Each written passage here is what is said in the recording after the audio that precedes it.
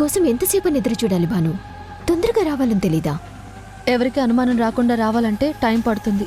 ఓ, కార్తీక్ నిద్రపోయాక వచ్చావా లేక కార్తీక్ని నిద్రపుచ్చొచ్చావా? ఎలాగోలాగా వచ్చాను. ఎందుకు రమ్మన్నావో చెప్పు. అదేంటి భాను కొత్తగా అడుగుతున్నావు? నాకొక నిజం తెలిసింది. అది ఎవ్వరికి చెప్పొద్దని నువ్వు అంటున్నావు కదా. దాన్ని మనసులో దాచుకోలేక నేను ఇబ్బంది పడుతున్నాను. మనిద్దరం మాట్లాడుకొని ఒక నిర్ణయానికి రావాలి కదా. అందుకే నిన్ను రమ్మన్నాను. దీన్నే ఇచ్చిపుచ్చుకోవడం అంటారు. చూడు నీలిమా, నీకు దండం పెడతాను. ఇన్ని రోజులు నువ్వేం చేసినా భరించాను. ఎందుకంటే అప్పుడు నేను ఒక్కదాన్నే. కానీ ఈ టైంలో నువ్వు ఈ విషయాన్ని చెప్తే అత్తయ్య చాలా డిస్టర్బ్ అవుతారు. ఇప్పుడిప్పుడే ఆనందంగా ఉన్న ఈ ఇల్లు మళ్ళీ గందరగోళంగా మారిపోతుంది. ఇప్పుడిప్పుడే అన్ని సమస్యలు కుదుర్చపడుతున్నాయి. ఇప్పుడు మళ్ళీ ఈ సమస్యని నువ్వు ముందుకు తీసుకురాకు ప్లీజ్ నీలిమా, ప్లీజ్. మర్డర్ చేసి సారీ చెప్తే పోలీసులు వదిలేస్తారా భాను? అరెస్ట్ చేస్తారు కదా, కోర్టులో శిక్ష కూడా వేస్తారు. ఇక్కడ దోషివి నువ్వు, జడ్జిని నేను. కాబట్టి తీర్పు నేనే చెప్పాలి కదా. చెప్పొద్దనే కదా వేడుకుంటున్నాను. సరే భాను, ఆంటీకి చెప్పనులే. నిజంగా? తొందరపడి థ్యాంక్స్ గట్రా చెప్పకు. ఇంత పెద్ద నిజాన్ని నేను దాచుకోలేను కదా. ఎవరికొకరికి చెప్పాలి. ఎవరికి చెప్పాలి?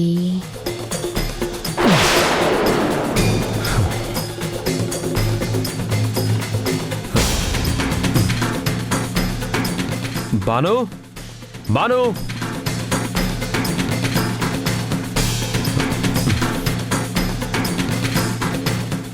బాను. కార్తీక్ చెప్తాను. బాను, తనైతే నా స్నేహితుడు కాబట్టి అర్థం చేసుకుంటాడు. నీకోకే కదా? ఏంటి నీలిమా, తెలివిగా బెదిరిస్తున్నావా? నువ్వంత తెలివి తక్కువ దానివి కాదని నాకు తెలుసు భాను. నువ్వు ఒంటరిగా ఉన్నప్పుడే నేను గెలవలేకపోయాను. కానిప్పుడు అందరూ నీకు సపోర్ట్గా ఉన్నారు. బలం బలగం అంతా నీ వైపుంది. కాకపోతే బలమైన ఆధారం నా దగ్గరుంది. అంత తేలిగ్గా ఎలా వదిలేస్తాను? ఎందుకు నీలిమా, ఎందుకు నన్ను ఇంతలా టార్చర్ పెడుతున్నావు? సరే, నువ్వెవరికి చెప్పకూడదంటే దానికి నేనేం చేయాలో చెప్పు. సరే భాను, నిన్ను చూస్తుంటే నాకు కూడా జాలేస్తుంది. ఈ విషయం బయటికి రాకుండా ఉండాలి అంటే నేను చెప్పినట్టు నువ్వు చేయాలి. చేస్తావా? This is my condition. నువ్వు ఒప్పుకుంటావా? అదేంటో చెప్పు. అదేంటంటే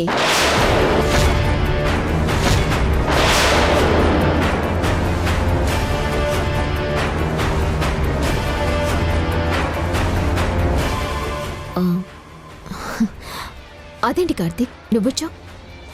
అదేంటి బాను, ఈ టైంలో నువ్వెక్కడున్నావు? అదా, నీలిమాకి ఒంట్లో బాలేదు కదండి, ఎలా ఉందో అడుగుదామని వచ్చాను. నీలిమకేమైంది? అదేంటండి అలా అడుగుతారు? తన కాలు విరిగింది కదా, టాబ్లెట్స్ వేసుకుందో లేదో అడగడానికి వచ్చాను. నీలిమా, వేసుకున్నావు కదా? నువ్వు గుర్తు చేస్తావు కదా, నేను మర్చిపోతానా? ఏంటి బాను ఇది? నీకు ఒంట్లో బాలేదు, నువ్వు రెస్ట్ తీసుకోవాలని అమ్మ చెప్పింది కదా. నువ్విలా రాత్రింబగళ్ళు అందరి గురించి ఆలోచిస్తే నీ ఆరోగ్యం ఏమైపోతుంది? నీలిమ మందులు నీలిమ చూసుకుంటుంది. నువ్వు పడుకుందు పద. గుడ్ నైట్ భాను, రేపుదే మాట్లాడుకుందాం. పద. నీలిమా, వెళ్ళు.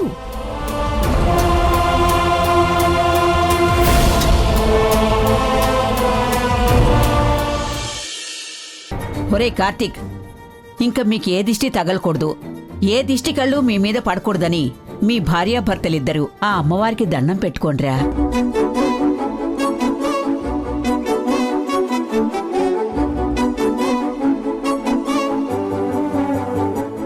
ఇద్దరూ చల్లగా సంతోషంగా ఉండండి. పార్థు, నువ్వు కూడా చాందినికి బొట్టు పెట్టు.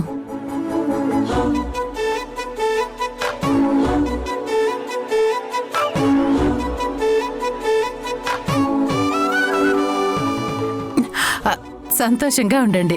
లేవండి లేవండి. ఊర్మిళ, నా కంఠంలో ప్రాణం ఉండగా ఈ ఇంట్లో ఇంత ఆనందం చూస్తానని నేనైతే అనుకోలేదు. నా కోరిక తీరకుండానే కాలం చెల్లిపోతుందేమోనని భయపడ్డాను. ఇంకెప్పుడు ఈ ఇంట్లో ఆనందం శాశ్వతంగా ఉంటుందమ్మమ్మా. దాని గురించి నువ్వెలాంటి దిగులు పడక్కర్లేదు. భాను, నువ్వు వెళ్ళి త్వరగా రెడీ అవ్వు, మనం ఆఫీస్కి వెళ్ళాలి. అలాగే అత్తయ్య.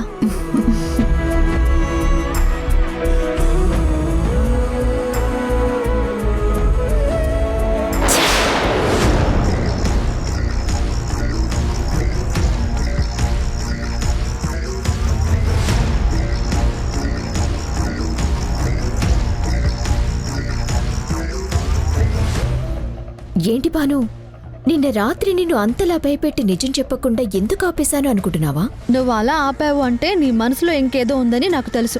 అదేంటో చెప్పు. ఇంత తొందరగా చెప్పేస్తే ఎలా? నువ్వు సైకలాజికల్గా బాగా ప్రిపేర్ అవ్వాలి. అప్పుడే నేను నీతో చెప్పాలి. అందుకే నువ్వెళ్ళి ముందు ఆఫీస్కి రావడం కుదరదు అని చెప్పు. అలా ఎలా చెప్తాను? ఎలా చెప్తావో నీ ఇష్టం. చెప్పింది చేయకపోతే నీకే నష్టం.